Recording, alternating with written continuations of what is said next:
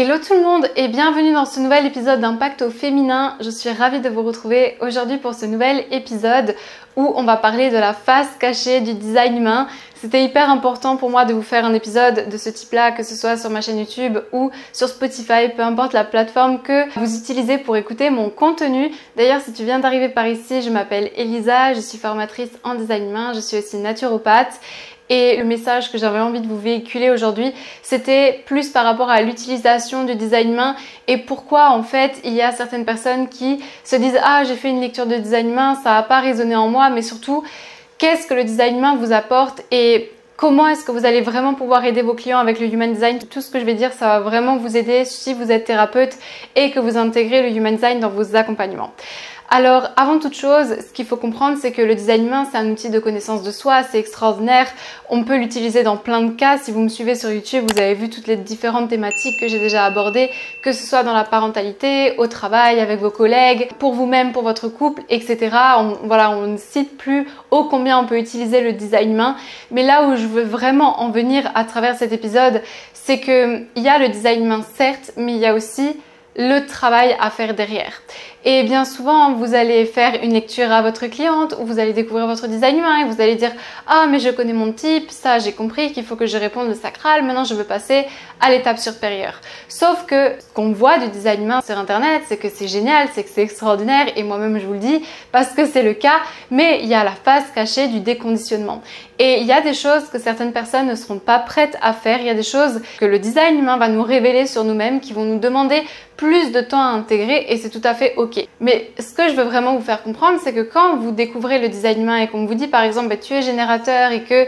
ta réponse du sacral c'est d'écouter ce qui vibre dans tes tripes, c'est vraiment de comprendre au fond de toi comment va se manifester cette joie, comment est-ce que tu vas vibrer et que ça peut se traduire par un mouvement du corps qui va vers l'avant et après vous vous retrouvez dans une situation de vie par exemple où bien vous avez votre belle-mère qui arrive à la maison et qui vous dit bah tiens je vais te garder le petit pour l'après-midi, vous en avez pas du tout envie et pourtant vous avez ce mouvement du corps qui recule et vous sentez vraiment que ça vous appelle pas et pourtant vous dites oui. Donc il y a vraiment un monde entre savoir, appliquer, faire, savoir et ne pas faire, c'est ne pas savoir. Il y a un monde entre connaître son design humain et réellement l'appliquer. Ça demande du temps, ça demande de l'introspection. C'est pas quelque chose de facile. Il y a des gens qui se quittent, il y a des gens qui font des dépressions, il y a des gens avec qui leur vie ne résonne plus du tout quand elles découvrent réellement leur fonctionnement et du coup elles vont passer par des phases de up and down. Donc ce que je veux vraiment vous transmettre, c'est que comprendre son design humain, c'est génial, c'est extraordinaire parce que ça vous fait aller vers qui vous êtes et ça peut réellement vous révéler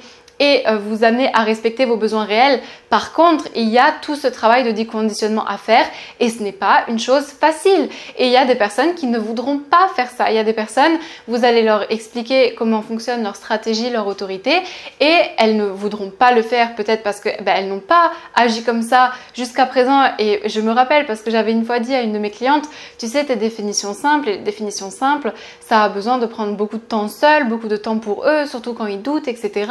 Voilà, c'est des personnes qui sont très autodidactes et c'est vrai que quand j'ai dit ça à ma cliente, elle m'a dit mais moi je me vois pas du tout faire ça seule, tu t'imagines, etc. J'ai jamais fait ça et ça l'a mis un peu comme en réaction et c'est tout à fait normal quand vous allez apporter ces informations aux personnes que vous accompagnez. C'est pour ça que j'emploie le mot accompagnement parce que c'est un réel accompagnement. Faire une lecture de design humain c'est bien, mais le plus important pour vous ça va être de transmettre à vos clients les solutions concrètes de comment est-ce qu'ils peuvent intégrer le Human Design et comment est-ce qu'ils peuvent le mettre en pratique avec le plus de conscience dans leur vie de tous les jours. Parce que réellement, si vous n'apportez pas ces outils-là à la personne en face de vous, elle va vous dire « Ah, j'ai fait une lecture de design humain, c'était génial, j'ai retenu que j'étais ça, ça, ça et ça et que j'étais forte pour, je sais pas moi, l'énergétique, le toucher, les massages et puis c'est tout. » Sauf que la réalité, elle n'est pas là. La réalité, elle est vraiment que ça demande de l'expérimentation, que ça demande du temps, que ce qu'on peut nous faire miroiter sur internet de « Ah, ben connais ton design humain et tu vas gagner 1 million de chiffre d'affaires ». C'est pas du tout ça. Le vrai point ici, c'est que vous allez intégrer votre carte, vous allez commencer à l'expérimenter et ça demande de la patience, ça demande d'expérimenter. Il y a des fois où on ne va pas se respecter, il y a des fois où on connaît parfaitement son design humain et on sait qu'on ne s'est pas respecté là et que ça va du coup nous engendrer une espèce de frustration, peu importe le type qu'on est. Mais où je veux en venir, passer plus de temps à expérimenter et vous verrez que réellement, il y a des changements qui vont se faire. Il y a des personnes qui vont comprendre qu'elles ne sont pas correctes, par exemple, dans leur travail et qui ne vont pas être prêtes à dire merde du jour au lendemain à ce qu'elles sont en train de faire. Pourquoi? Parce que c'est un conditionnement, c'est une manière de fonctionner qu'elles ont depuis toujours et ça se fait peut-être pas du jour au lendemain pour toutes les personnes. Donc, il y a réellement cette face cachée du design humain qu'on prône sur Internet et c'est pour ça qu'il y a des personnes qui passent par des phases de dépression ou qui peuvent passer par des phases extrêmement difficiles quand elles commencent à faire connaissance d'eux-mêmes en profondeur parce qu'elles se rendent compte que pendant toute leur vie, elles ont porté un masque, qu'elles n'ont jamais fait les choses qu'elles voulaient réellement et du coup, ça peine, on commence à avoir des regrets, on commence à rentrer dans l'anxiété mentale, etc.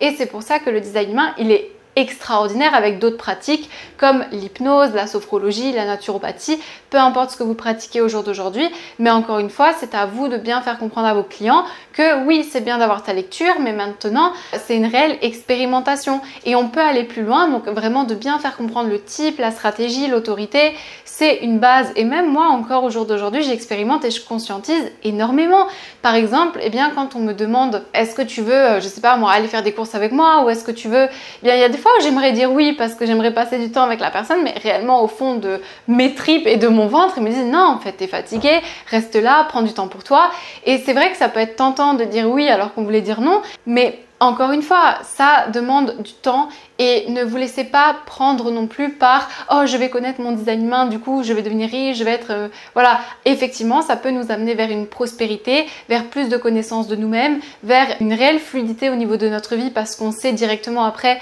qu'est-ce qui va nous convenir, on peut prendre des décisions beaucoup plus rapidement, on sait comment notre enfant fonctionne, donc on va pas forcément rentrer et monter dans les tours, on peut calmer l'anxiété mentale, on peut réguler le système nerveux, on peut le mêler à l'alimentation et comprendre aussi quels vont être les besoins énergétiques de chacun, le sommeil. Donc oui, effectivement, vous pouvez arriver à la prospérité, vous pouvez gagner beaucoup d'argent quand vous vous connaissez parce que voilà, il y a tout ce mode de fonctionnement qui a été appliqué, mais du jour au lendemain, non. Et ça va demander du temps peut-être, de la patience et de faire des erreurs. Et ça, c'est tout à fait normal. Donc voilà, c'était un message que je voulais faire passer. Je l'ai déjà fait passer à travers cette chaîne YouTube et mon podcast. Mais encore une fois, il y a des personnes qui vont pas être réceptives au design humain et c'est ok, n'essayez pas de les convaincre de toute manière. Je ferai un autre épisode où je vous dirai, et c'est ce que j'avais fait dans ma formation gratuite de 3 jours pour les thérapeutes, comment est-ce que vous pouvez intégrer le design humain avec votre accompagnement au jour d'aujourd'hui. Il y a vraiment ce truc de comprendre qu'est-ce qui va aller à chaque type. Par exemple, un projecteur ne va pas du tout être accompagné de la même manière qu'un manifesteur ou qu'un générateur manifesteur et c'est ok.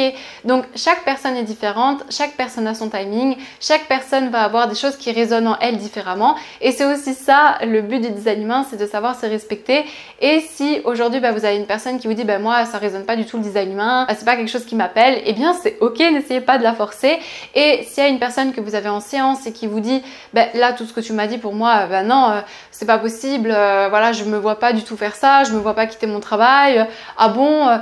c'est normal, ok, c'est normal et à vous de trouver, voilà, de ne jamais imposer quand vous faites une lecture, de vraiment rentrer dans la discussion. Le plus important c'est pas la carte de design humain, c'est vraiment que vous aidiez la personne qui est venue vous voir pour sa problématique. Effectivement que la carte elle va nous aider pour voilà avoir les points, pour l'accompagner au mieux, mais encore une fois c'est toujours de l'humain, c'est toujours servir la personne en face et non pas répéter un cours comme je sais pas moi, une maîtresse dans une classe où vous avez une feuille. Et bien évidemment que c'est normal d'avoir des notes au début et moi aussi j'ai toujours mes notes quand je fais des lectures à mes clients, mais le point n'est pas là. Le point est que c'est important d'offrir quelque chose pour que les personnes puissent expérimenter au mieux et d'avoir des solutions concrètes. Et ça, vous le savez que vous l'avez dans la formation design humain que je propose. Vous avez vraiment tout un accompagnement pour transmettre ces informations de manière simple, dynamique, avec des exemples concrets.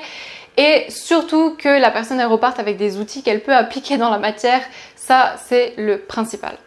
Donc voilà pour cet épisode, pensez à me faire vos retours en commentaire, à noter aussi le podcast et à partager cet épisode de podcast à certaines personnes qui auraient pu faire une lecture de design humain, chez qui ça n'a pas résonné ou qui étaient aussi peut-être, vous savez, peut-être pas prêtes et c'est normal. Moi aussi dans ma vie, il y a des moments où j'ai fait certaines thérapies et des choses que j'ai pas voulu entendre sur le moment et que j'ai compris seulement 2 ans plus tard et chacun a vraiment son timing et je pense que